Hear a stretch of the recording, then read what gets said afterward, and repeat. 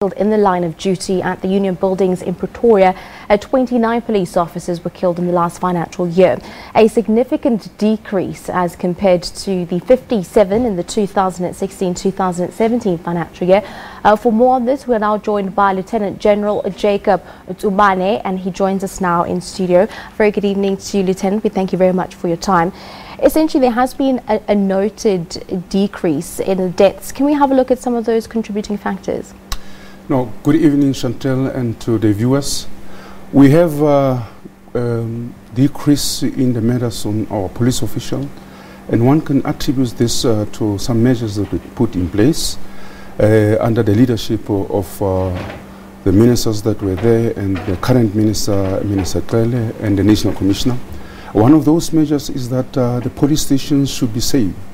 When you go to the police station, in the past we used to just go through the police station without having any kind of the checkups and the access. So what we're doing now, we are making sure that you are being checked, and we are also intending to put up scanners. But currently what we're doing is making sure that we are implementing a plan that we are having that is a four-pillar kind of a plan that includes crime intelligence, visual policing, crime prevention measures, as well as detection. DPCI and detectives together are executing the detection part of it, and also we are including and inviting our communities to work together with the police. So I can say that the four pillars that we have implemented have attributed to the decline and the decrease on the police officers' killings. Now, how important do you think that these four pillars are going to have? Just this weekend, Constable Siboniso Buthelezi was laid to rest. Of course, he was killed at that notorious Kwamashu Men's Hostel this year. So how essential and how effective do you think that these plans are going to be? Look, Chantal, the plan is working very well. Here and there, we might say that we might be having some missteps, but it's working very well. Hence, you see the decline and the very sharp trajectory and in terms of the police killings. Yeah. Now, you've mentioned training for your police on the ground. Let's talk about the continuous police brutality allegations that keep on making headlines. Again, this weekend, TT student Katleho Monareng, he was buried yesterday in Bushbuck Ridge in Mpumalanga, allegedly at the hands of police during a student protest. What plans are going to be going forward in implementing public policing going forward? Chantal, I think we just want to say on behalf of the South African Police Service, we want to say that that was an unfortunate situation that happened there. It was very unfortunate, and then let me take this opportunity also to extend once again my condolences to the bereaved family of Buthelezi. We are putting some measures in terms of your first responders that goes to when there's a protest and it's violent. We are training our members also to be able to handle the situation very well whilst they are waiting for your POP, that is public order policing.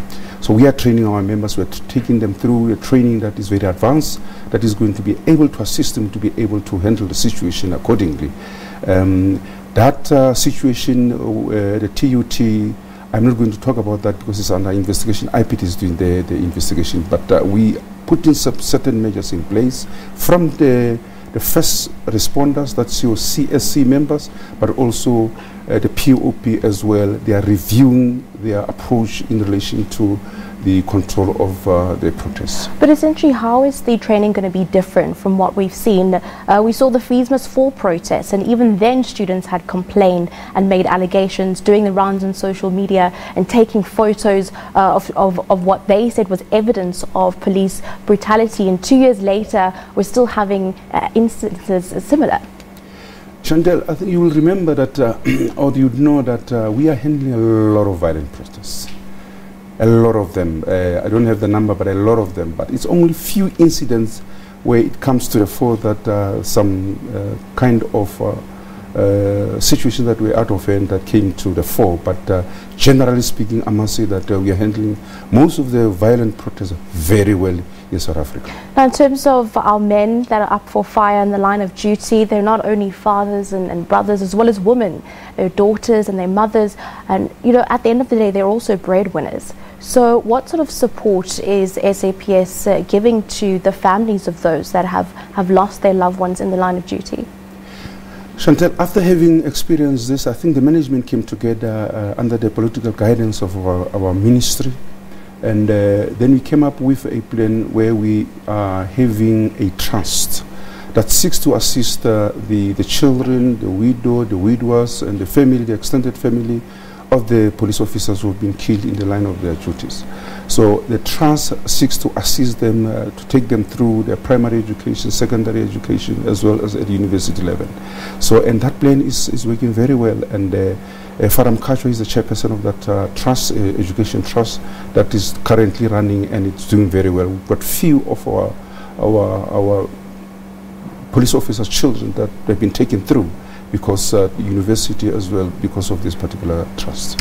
Thank you very much for your time this evening. That was Lieutenant General Jacob Tsumane, just giving us a bit more about the police commemoration. We also know that Police Minister Bheki Cele also spoke at the Union Buildings in Pretoria today, also noting the decline in police on duty, as well as the measures going forward to increase policing contingents and security, as well as making sure that the public also feels safe when they enter police.